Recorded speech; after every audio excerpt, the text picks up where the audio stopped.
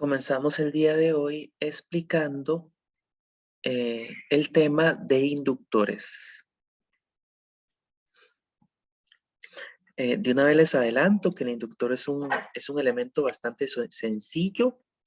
Consiste básicamente en una bobina de alambre. Aquí tengo uno en mi mano derecha. Y el inductor tiene la característica fundamental de que almacena energía en su campo magnético. Entonces, esto es un inductor.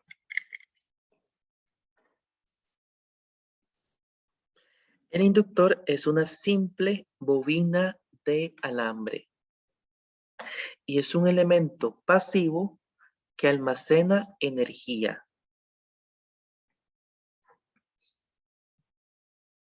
La energía es almacenada en su campo magnético. A diferencia del capacitor, donde la energía se almacena en un campo eléctrico, en el caso de una bobina o inductor, la energía se almacena en su campo magnético.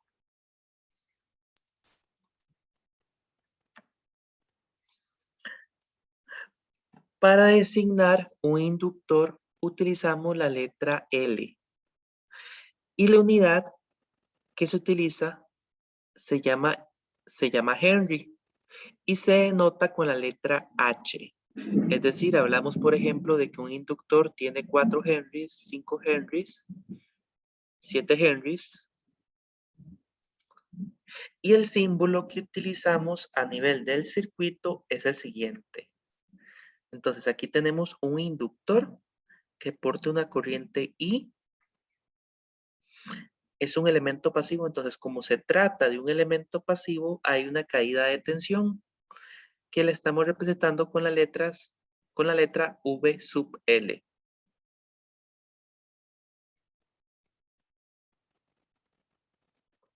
La ecuación fundamental que gobierna el comportamiento de un capacitor es esta que tenemos acá.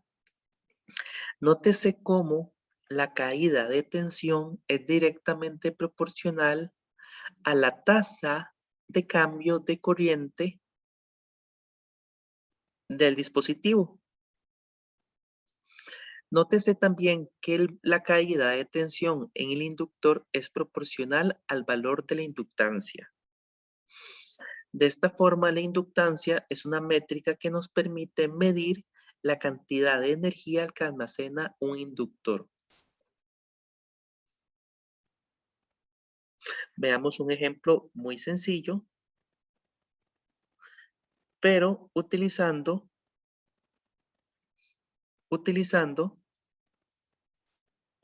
esta ecuación que vimos acá. Se nos dice lo siguiente.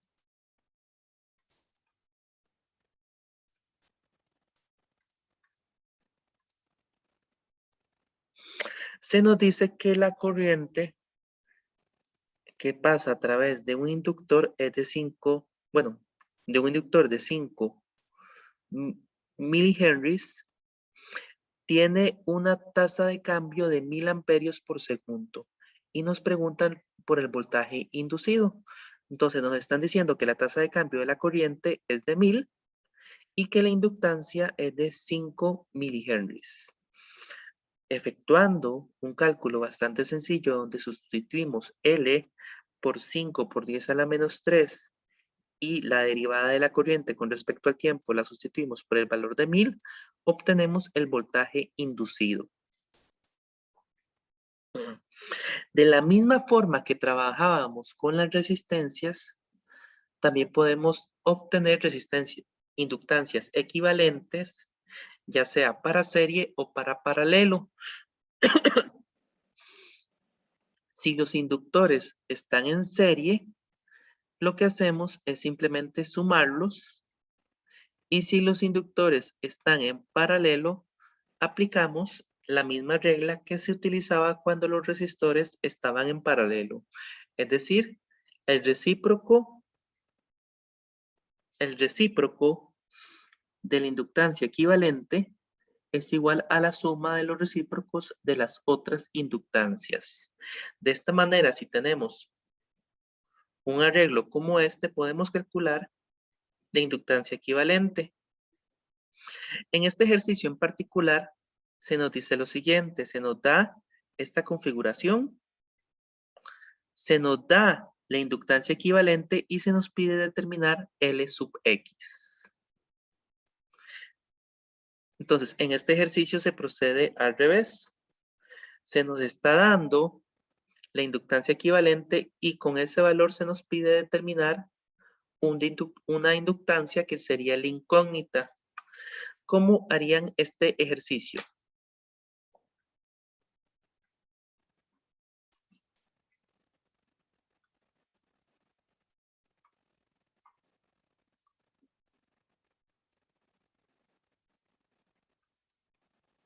¿Alguna propuesta de cómo resolver este ejercicio?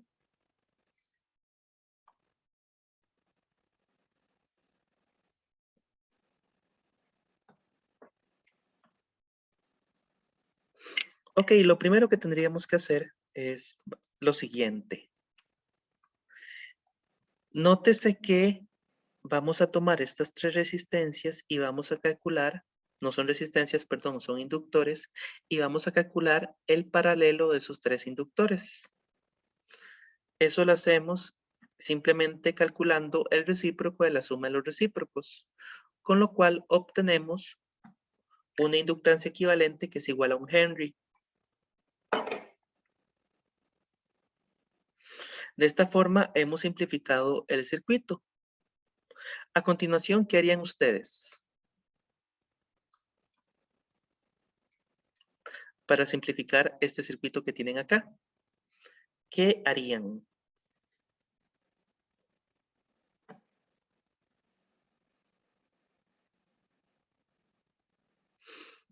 Bueno, el siguiente paso para simplificar este circuito sería sumar los elementos, las inductancias que están en serie. De esta forma sumaríamos 7 más 1 más 1, con lo que obtendríamos un valor de 9. Nótese que nos ha quedado dos inductancias, una L sub X y otra de 9 henries. Y a continuación vamos a aplicar la ecuación de las inductancias en paralelo para poder calcular L sub X.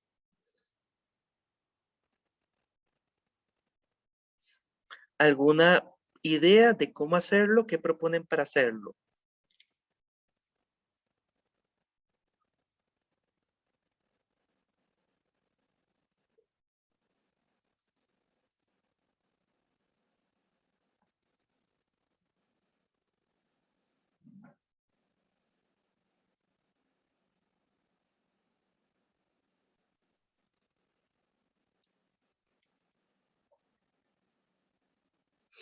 En este caso,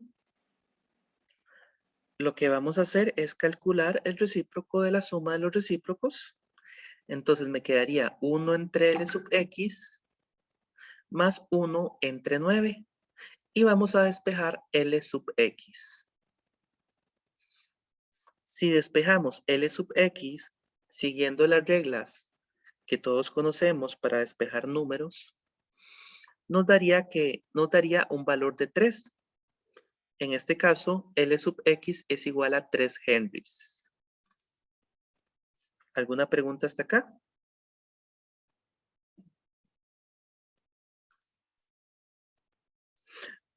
Ok, seguimos adelante. Esta primera ecuación, la ecuación 31,1, fue la ecuación que nosotros ya vimos. Esta ecuación nos viene a gobernar la relación que existe entre la corriente y el voltaje en un inductor. Sin embargo, no hemos hablado de cómo calcular la inductancia. Bueno, de una vez les comento que la inductancia depende de las características físicas del dispositivo. Es decir, en el caso de este inductor que tengo aquí en la mano, La inductancia va a depender del número de vueltas y también va a depender de la cantidad de flujo magnético que corresponde a este inductor. Eso lo podemos ver en esta ecuación que tenemos acá. Nótese que para calcular la inductancia tomamos el número de vueltas, que es N mayúscula,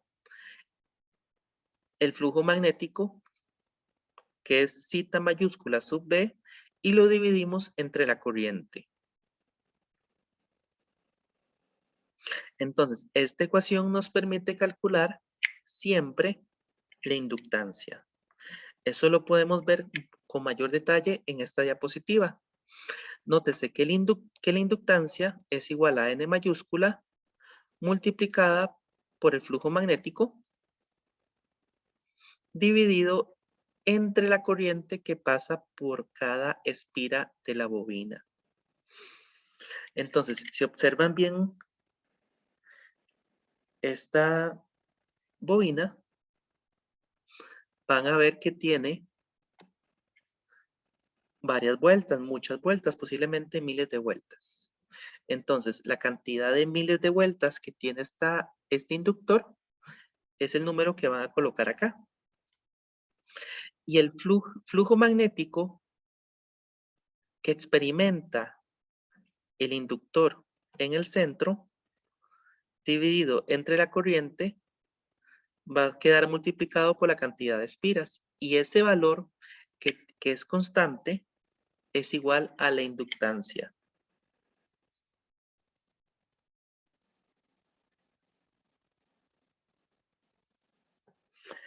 Sabiendo eso, hagamos un ejercicio.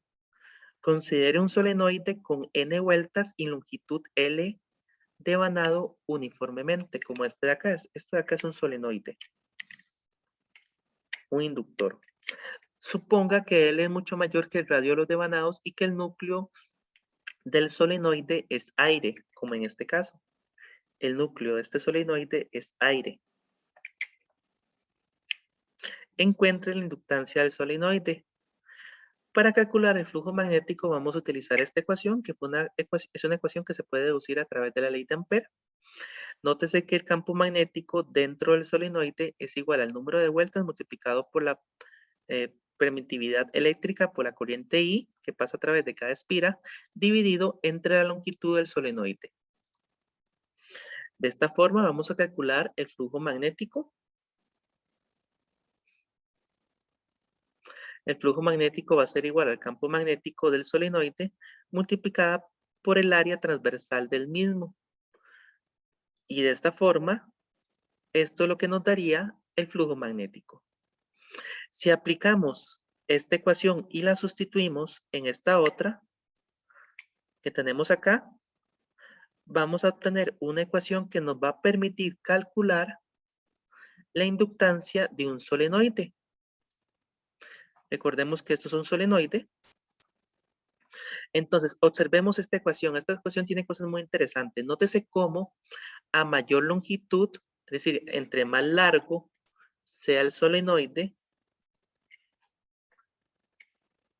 menor es la inductancia, si se mantiene el número de vueltas. Nótese también que si aumento el número de vueltas, aumenta la inductancia, por lo tanto, generalmente lo que se anda buscando en un solenoide es que haya muchas vueltas para poder aumentar la inductancia. Nótese que también que entre mayor área transversal, mayor inductancia. Y eso es todo lo que tenemos que decir con respecto a los inductores.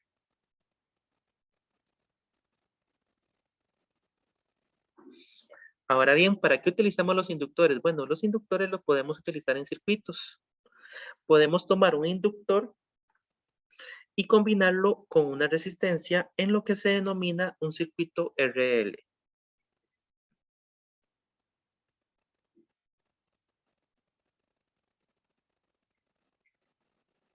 ¿Alguna pregunta hasta acá?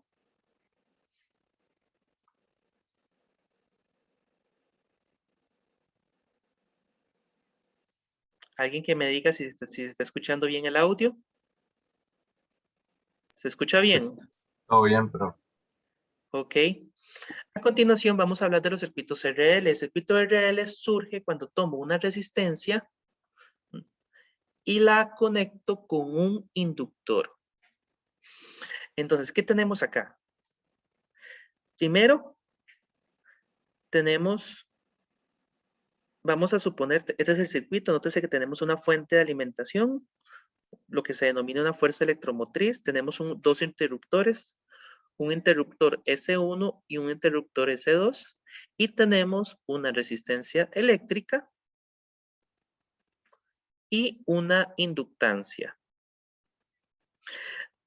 Nótese que vamos a suponer que al comienzo el interruptor S1 está abierto y el interruptor S2 está en A. Cuando eso pasa, cuando el interruptor S1 está abierto y el interruptor S2 está en A, la fuente está desconectada de los elementos pasivos. Nótese que tenemos dos elementos pasivos, la resistencia y el inductor. Entonces, si se da ese escenario, no pasa nada porque la corriente que pasa a través de ambos elementos es cero. Si la corriente que pasa por ambos elementos es cero y no cambia, el voltaje en ambos elementos es cero.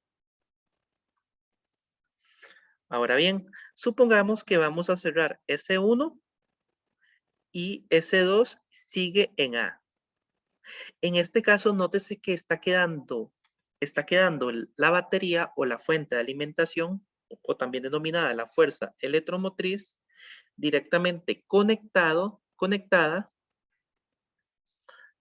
a los dos elementos, a la resistencia y la inductancia. En este caso se produce lo que se denomina un fenómeno de carga.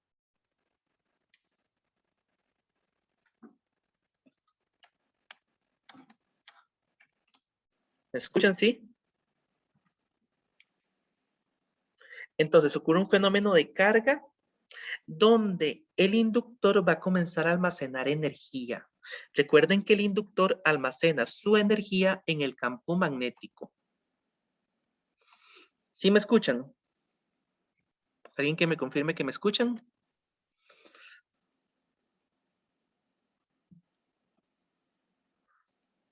yo sí lo escucho, profe.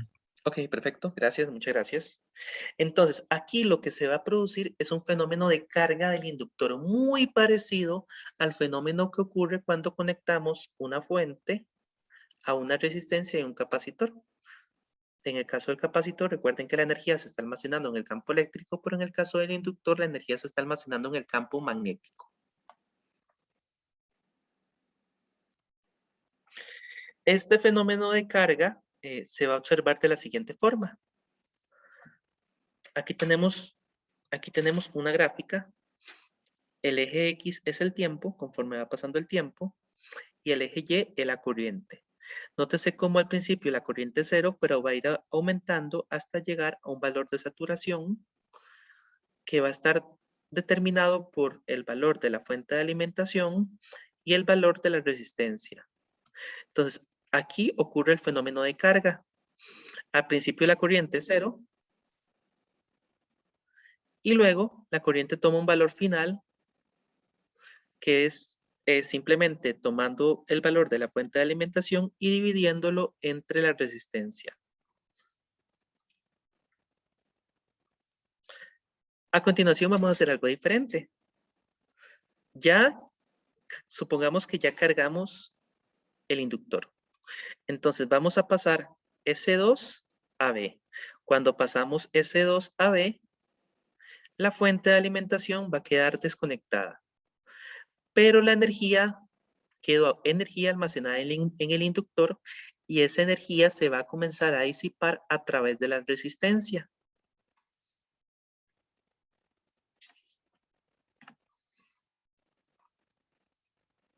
Entonces, cuando pasamos el interruptor S2 a B, ocurre un fenómeno muy similar a cuando descargábamos un capacitor. Nótese que la corriente pasa de su valor máximo y se va disminuyendo hasta un valor mínimo. Este es un fenómeno de descarga del inductor. Entonces la corriente eléctrica va de un valor máximo a un valor mínimo que es cercano a cero.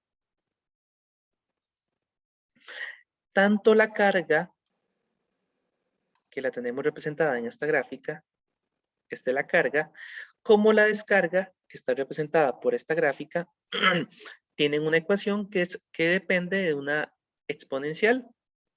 Aquí tenemos la ecuación de carga a la izquierda y a la derecha tenemos la ecuación de descarga. Nótese que ambas van a depender de lo que se denomina constante de tiempo. La constante de tiempo se obtiene al dividir la inductancia entre la resistencia.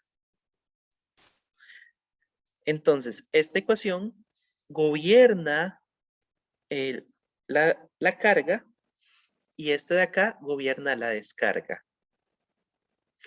Esta primera ecuación, la ecuación de carga, la usamos cuando tenemos la fuente conectada a la resistencia y al inductor.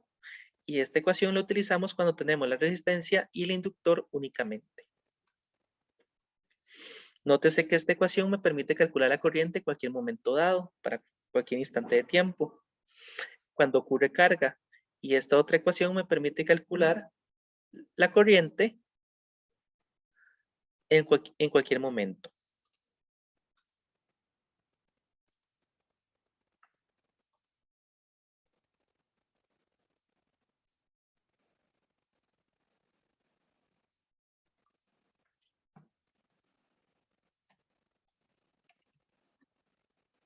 ¿Alguna pregunta hasta acá? Ok, habiendo visto eso, hagamos el primer ejercicio. Esto es un ejercicio de examen.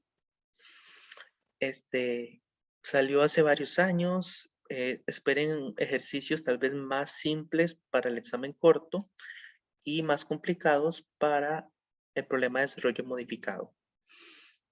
Entonces, en este caso se nos presenta un circuito que tiene resistencias, dos resistencias, tiene un inductor, un interruptor y una fuente de alimentación.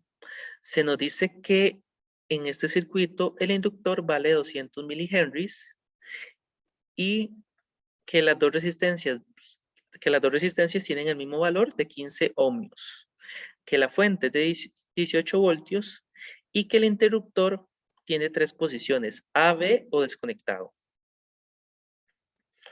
Se nos dice que si inicialmente el interruptor está desconectado e instantáneamente se coloca en la posición A, ¿cuánto tarda la corriente en el circuito en llegar a 150 miliamperios? Si está desconectado y se conecta en A, nótese que la corriente que pasa por esta resistencia es cero. Por lo tanto, si la corriente que pasa por esta resistencia es cero, aquí no hay cambio de voltaje y esta parte del circuito puede ser eliminada, como se hizo a continuación.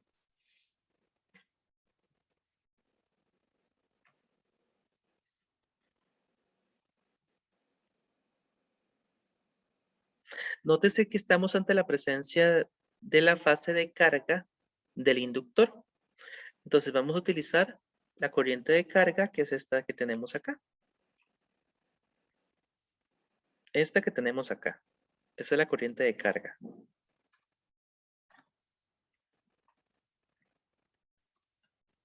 Entonces, utilizamos la corriente de carga, digamos, de estas dos utilizamos la de la izquierda.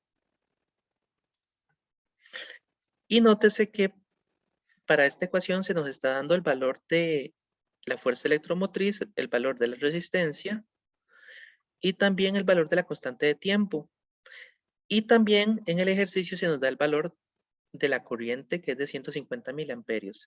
Entonces, lo que tenemos que despejar es el valor de T minúscula. Entonces, conocemos la fuerza electromotriz, la resistencia, la inductancia y la corriente, y tenemos que despejar el valor de T. Entonces, ¿qué vamos a hacer? Bueno, vamos a despejar el valor de T. Un poquito de carpintería, quedamos con esta función exponencial. Y la seguimos trabajando hasta llegar a esta expresión de acá. Y vamos a sustituir todos los valores. Después de que sustituimos todos los valores, obtenemos que el tiempo es igual a 1.73 milisegundos. Y es de esta manera como se resuelve la parte A del ejercicio.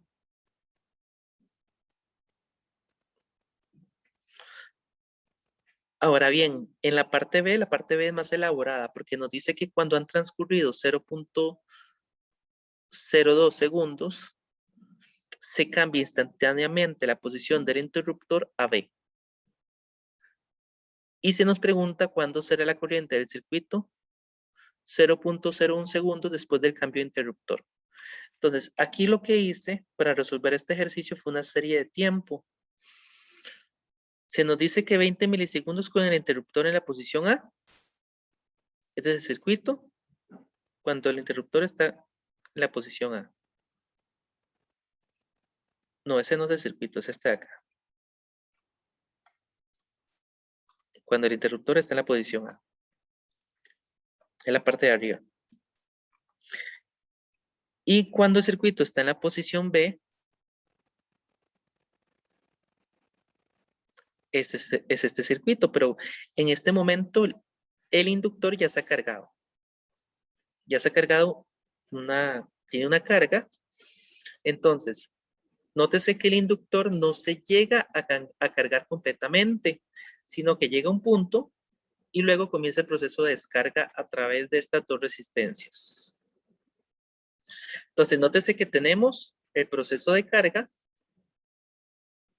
y el proceso de descarga.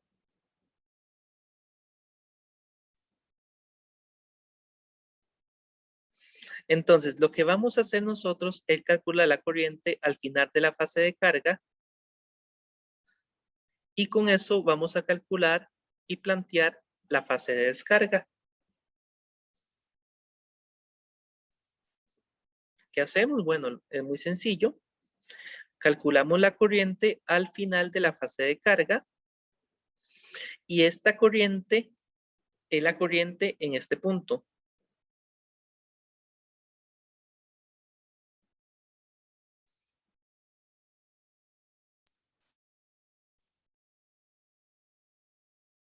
Entonces, conocemos la corriente.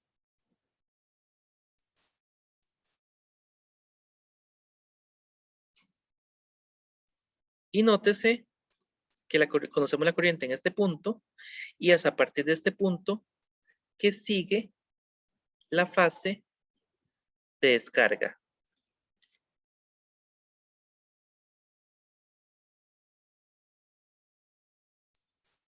A continuación, planteamos la ecuación de descarga utilizando como corriente inicial la corriente que calculamos en el paso anterior y al final obtenemos la corriente final después de que han transcurrido 10 milisegundos. Entonces, este es el valor de la corriente por el cual están preguntando. Tenemos un ejercicio adicional que se lo pueden llevar de práctica. Este es un circuito también RL. Y también tenemos lo que lo que constituye una actividad asincrónica extra que vale un 1%. Es un ejercicio muy sencillo. Bueno, relativamente sencillo. Y constituye una actividad asincrónica que vale un 1%. ¿Alguna pregunta hasta acá?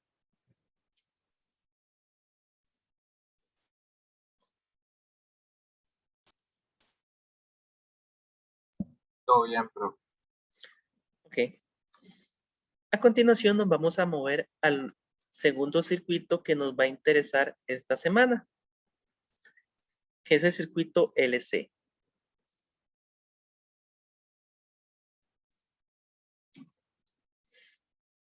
El circuito LC es un circuito donde tenemos un inductor y un capacitor.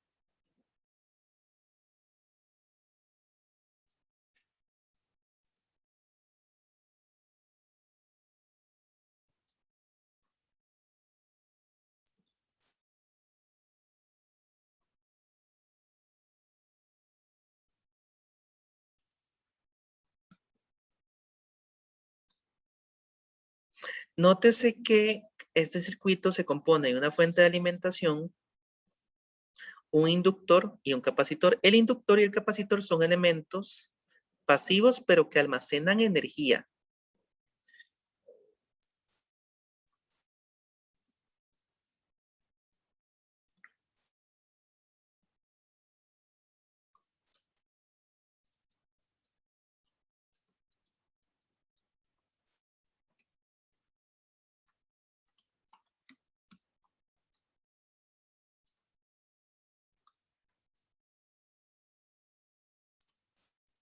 Entonces, en este caso se va a producir una interacción muy interesante, puesto que ambos elementos almacenan energía.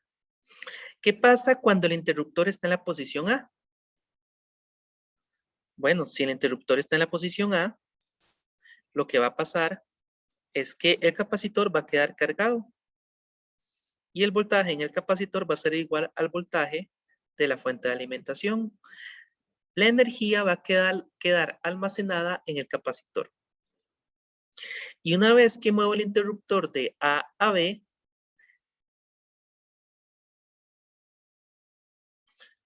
el capacitor queda directamente conectado al inductor.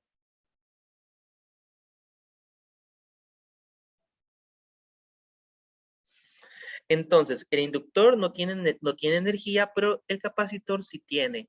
Entonces, va a ocurrir como un juego, donde el capacitor le va a enviar la energía al inductor y el inductor se la va a devolver al capacitor. Este es un proceso muy similar al que podría ocurrir en un péndulo, donde la energía potencial se transforma en energía cinética y la energía cinética se transforma en energía potencial. En este caso pasa algo similar. La energía almacenada en el campo eléctrico se pasa al campo magnético del inductor y comienza a ocurrir una serie de ciclos. Eso lo podemos observar en esta imagen.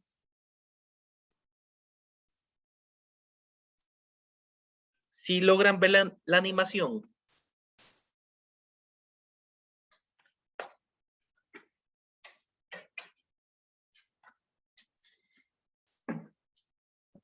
Ahora no, pero sí se vio un toque. Ahí se ve, pero ¿Qué está pasando? Bueno, el campo eléctrico tiene toda la energía está en el capacitor, esa energía se mueve al campo magnético del inductor, luego una vez que la energía está en el campo magnético del inductor, se mueve otra vez el capacitor, en un ciclo que se repite indefinidamente. ¿Qué tenemos ahí? Bueno, podemos aplicar la primera ley de la termodinámica, porque cualquier cambio de energía en el capacitor sumado a cualquier cambio en energía en el inductor es cero. ¿Por qué? Bueno, porque tenemos un sistema cerrado donde la energía simplemente se transforma. Si aplicamos y trabajamos con la primera ley de la termodinámica, obtenemos esta ecuación.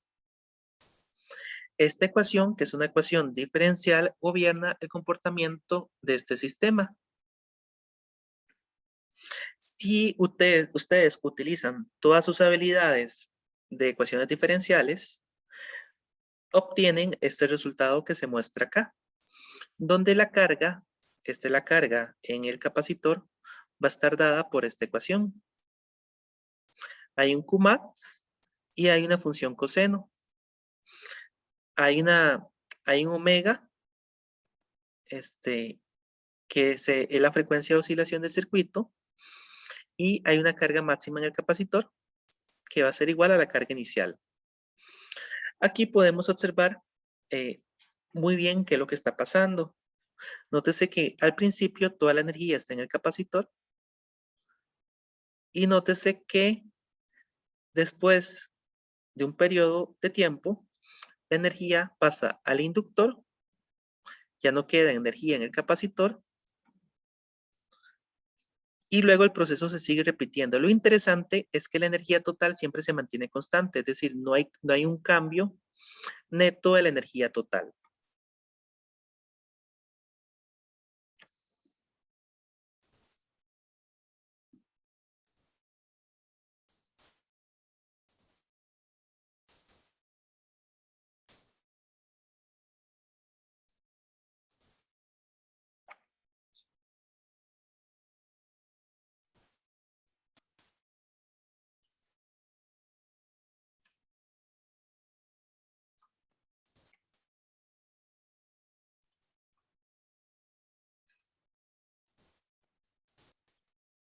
Habiendo visto eso, veamos el ejemplo número 1. En la figura adjunta hay un circuito en el que el interruptor S ha estado conectado al punto A durante mucho tiempo y luego ese tiempo se conecta al punto B. Entonces, nótese que primero el interruptor ha estado conectado al punto A y se ha tenido la oportunidad, digamos, de cargar en su totalidad el capacitor porque ha pasado mucho tiempo. Entonces, al final de la carga, nosotros sabemos que el voltaje en el capacitor es de 12 voltios.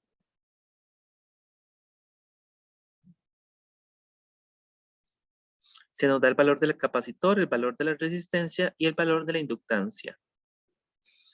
Y después de que está cargado el capacitor, el interruptor se pasa al punto B.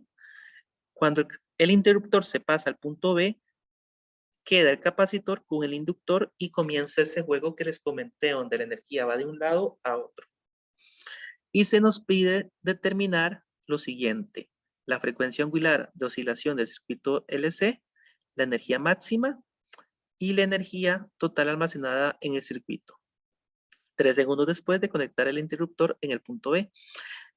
Entonces, comencemos con la pregunta A, que es la frecuencia angular.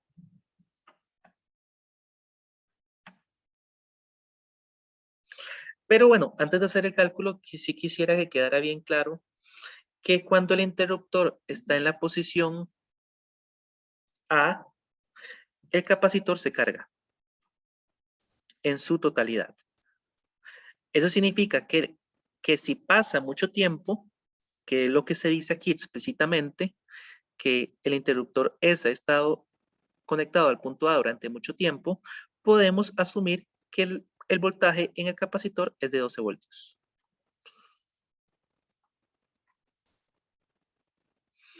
Si empleamos la ecuación del capacitor que dice que Q es igual a C por V, si conocemos V y conocemos C, podemos calcular Q. Entonces, nótese que ya conocemos la carga del capacitor. La carga del capacitor es de 12 microcoulomb. Entonces, nótese que tenemos el valor de Q. Y esto lo vamos a emplear más adelante. Por el momento, calculemos la parte A, que es muy fácil, que es la frecuencia de oscilación del circuito. Nótese que utilizamos esta ecuación, esta es la ecuación mágica que utilizamos en este caso. La frecuencia de oscilación es 1 entre la raíz cuadrada de L por C. Solo ocupamos el valor de L y el valor de C para hacer este cálculo de la parte A.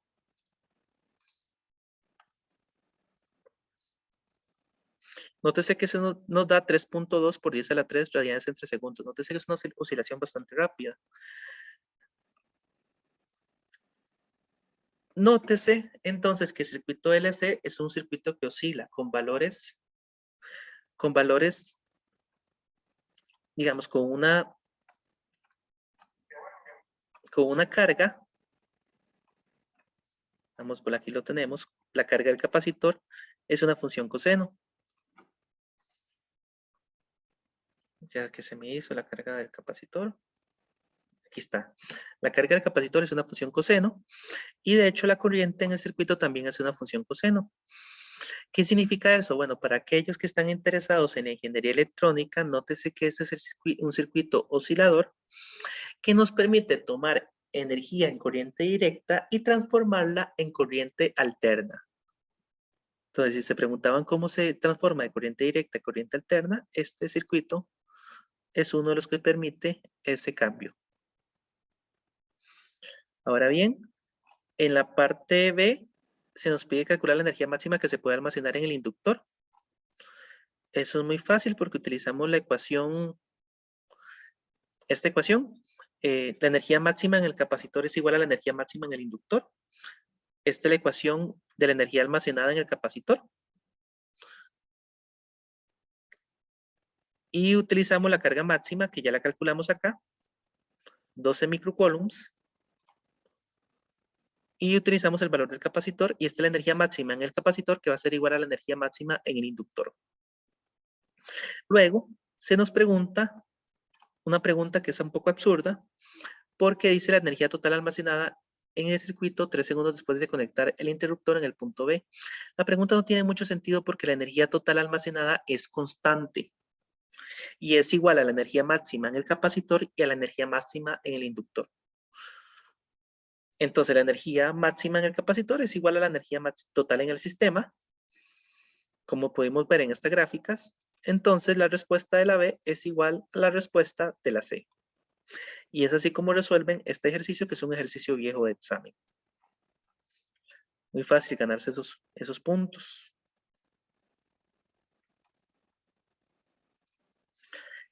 Eso sería todo por el día de hoy. La siguiente clase vamos a ver el circuito RLC, y con el circuito RLC vamos a cerrar este tema, que es el tema 4.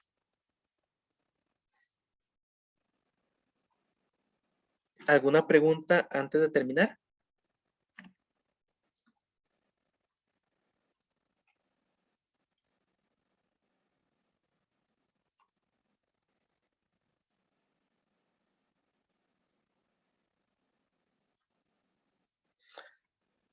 Ok, no se les olvide la actividad sincrónica extra, que vale un 1%. ¿Qué significa eso? Que si se quieren ganar un 1%, quieren recuperar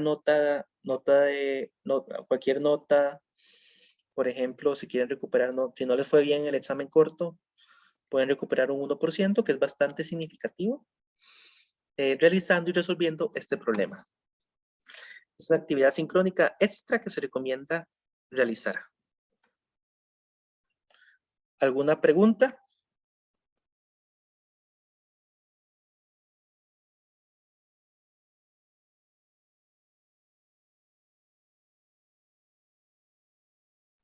De mi parte, todo bien, profe.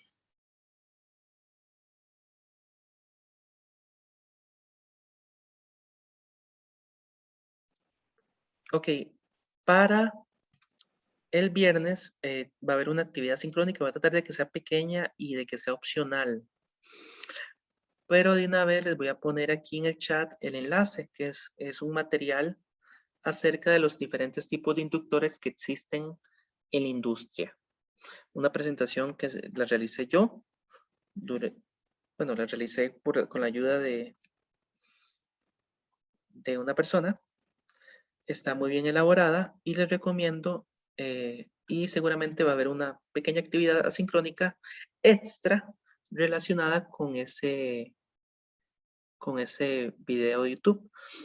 Eso lo hablaríamos seguramente hoy o mañana. Subo esa actividad sincrónica.